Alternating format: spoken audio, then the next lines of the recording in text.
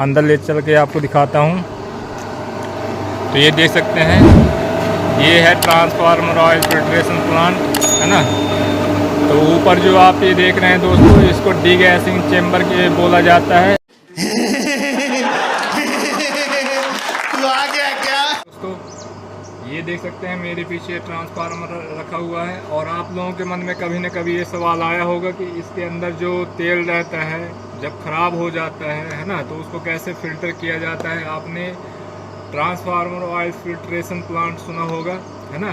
तो उसी के बारे में ये वीडियो है। आज हम पूरा आपको दिखाएंगे कैसे वो मतलब फ़िल्टर किया जाता है। और इसमें अभी ये फिल्ट्रेशन चालू है, आपको आवाज़ भी आ रही होगी।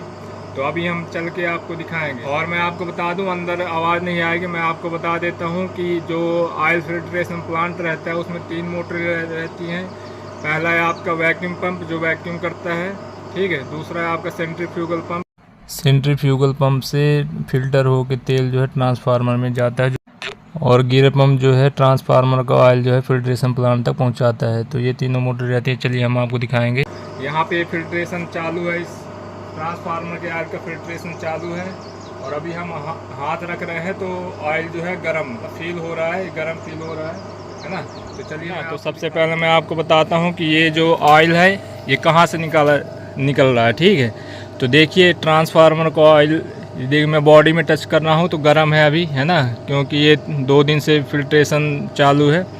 तो यहाँ से जो ट्रांसफार्मर का ऑयल है ये यहाँ से ये वाले पाइप से जाता है ना। मैं अभी चल के अंदर आपको दिखाऊंगा, ठीक है। अभी आप ये समझ लीजिए कि यहाँ से जो ऑयल है वो आ रहा है, देख सकते हैं हल्का सा लीकेज भी है। और ये आप ऊपर देख सकते हैं जो कंजर्वेटर टैंक है, इसके ऊपर आपको एक पाइप नज़र आ रहा होगा, है ना। तो ये जो पाइप आप देख रहे हैं इसमें ऑयल जो है फ़िल्टर होके और इसमें से वापस आता है ना। और यही प्रक्रिया मतलब चलती रहती है जब तक मतलब उसकी वैल्यू सही नहीं। ट्रांसफार्मर ऑयल की डाई इलेक्ट्रिक स्ट्रेंथ को मतलब मेजर करते हैं, है ना। और जब वैल्यू सही आ जाती है उसके बाद में फिर प्लांट को बंद कर देते हैं। तो चलिए आप देख सकते हैं ये 500 kVA का ट्रांसफार्मर है, इसका ऑयल जो है फ़िल्टर किया जा रहा है। अब मैं अंदर ले चल के आपको दिखाता हूँ। तो ये देख सकते हैं, ये है ट्रांसफार्मर ऑयल फिल्ट्रेशन प्लांट, है ना। तो ऊपर जो आप ये देख रहे हैं दोस्तों, इसको डीगैसिंग चेम्बर के बोला जाता है। और नीचे जो आप ये देख रहे हैं इसको जो है हीटर टैंक है, इसके अंदर हीटर लगा हुआ है जो ऑयल को गर्म करता है। और ऊपर वाला चेम्बर जो आप देख रहे हैं इसमें मेटल के छोटे छोटे कण रहते हैं, है ना। वो आप पाइप देख रहे हैं उसमें से ऑयल गिरता है ना, आता है और फिल्टर हो के नीचे जाता है हीटर टैंक में। और हीटर टैंक में जो उसका मॉइस्चर रहता है वो हीट जब होता है तो जो भी मॉइस्चर होगा वो बाहर निकल जाता है, ठीक है। अब मैं आपको एक तरफ दिखाता हूँ। ये आपका दोस्तों ये वैक्यूम पंप है। ये जो आप देख रहे हैं पंप जो है ये आपका वैक्यूम पंप है ना। और ये आपका मोटर लगी हुई है इसमें, और दूसरी मोटर ये है, और तीसरी मोटर आप देख रहे हैं कि वो अंदर है।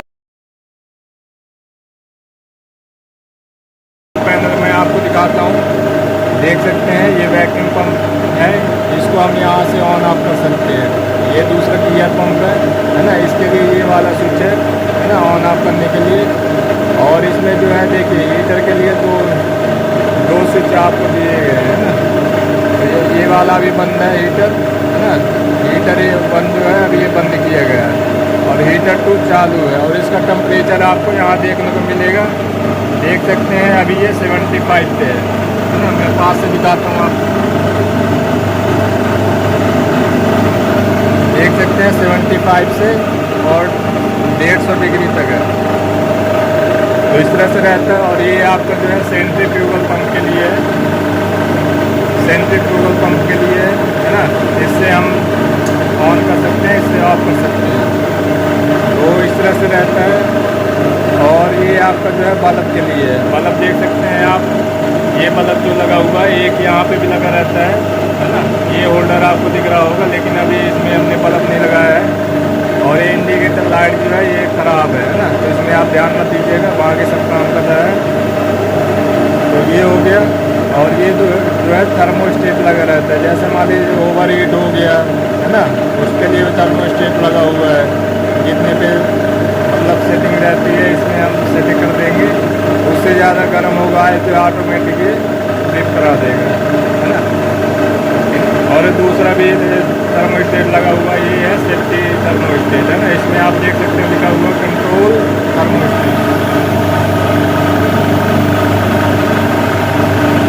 तो इस तरीके से है दोस्तों। और ये अपना मेन ऑन ऑफ करने के लिए मेन स्विच आप समझ सकते हैं इसको, है ना। इसको अगर हम घुमा देंगे तो सारी मोटरें बंद हो जाएगी, सारा फंक्शन बंद हो जाएगा। और इसमें प्रेशर गेज लगा हुआ है, आप देख सकते हैं।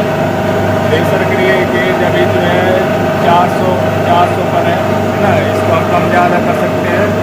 ये वाल लगे रहते हैं, है ना। इसको घुमा के हम ये सब सेट करते हैं और सब में वाल आपको देखने को मिलेगा। और ये मैं आपको बता दूं, ये जो मैंने बाहर आपको दिखाया था कि ट्रांसफार्मर का ऑयल जो है इसमें से आता है ना, इसमें से आता है। फिर बीच में एक फिल्टर लगा हुआ है ना। फिर ये जाता है सेंट्रीफ्यूगल मोटर में जाता है, आपको दिखा दूँ मैं, वो देख सकते हैं सेंट्रीफ्यूगल मोटर में जाता है। फिर पाइप के जरिए आप देख सकते हैं हीटर टैंक में जाता है ना। और हीटर टैंक से जो है आपका ये इसमें जाएगा डीगैसिंग चैम्बर में, है ना। और डीगैसिंग चैम्बर से देख सकते हैं मोटा पाइप एक लगा हुआ है और इसमें से सीधे आ जाता है ये गियर पंप में। तो इस तरीके से पूरा ऑयल जो है पूरा घूम के फिल्टर होके और फिर ये वाले पाइप से आता है। और आपने देखा है कि ऊपर हमने दिखाया कंजर्वेटर टैंक के ऊपर जो पाइप आप देख रहे हैं, है ना। तो इसी में से ऑयल जो है ट्रांसफार्मर में चला जाता है। और ये प्रक्रिया चलती रहती है जब तक उसकी डाइलेक्ट्रिक स्ट्रेंथ सही नहीं हो जाती है, तब तक हम फिल्टर करते रहते हैं। देख सकते हैं ये 500 kVA का ट्रांसफार्मर है, इसका ऑयल फिल्टर हो रहा है, 2 दिन हो गए हैं अभी। और ट्रांसफार्मर के बारे में तो आप लोगों को पता ही होगा, है ना। इसमें क्या क्या लगा रहता है, ये देखिए ब्रीदर है ना, ब्रीदर है। यहाँ पे हल्का सा ऑयल डाला जाता है और ट्रांसफार्मर जो है यहीं से सांस लेता है, ठीक है। और ये कूलिंग मीन्स बोला जाता है, कोई कोई रेडिएटर भी बोलता है ना। और इसमें क्या है इम्पोर्टेंट, ये आपकी जो है ऊपर आप देख रहे हैं एचटी बुशिंग है, ठीक है। और ये जो आप पाइप ऊपर देख रहे हैं ऐसे लगा हुआ है, इसको एक्सप्लोजन वाल्व बोलते हैं। जब अपना ओवरहीट हो जाता है तो इससे जो है ऑयल अपना बाहर निकल जाता है। अगर इसको नहीं लगाएंगे पूरा पैक रहता है, ये जो है ट्रांसफार्मर ब्लास्ट भी हो सकता है ना। देख सकते हैं बीच में हल्का सा मतलब गद्दी टाइप की लगी रहती है। ट्रांसफार्मर के बारे में अगर आपको डिटेल से अगर और कोई जानकारी चाहिए तो कमेंट कर सकते हैं। आज के लिए इतना ही, धन्यवाद दोस्तों। जय हिंद, वंदे मातरम।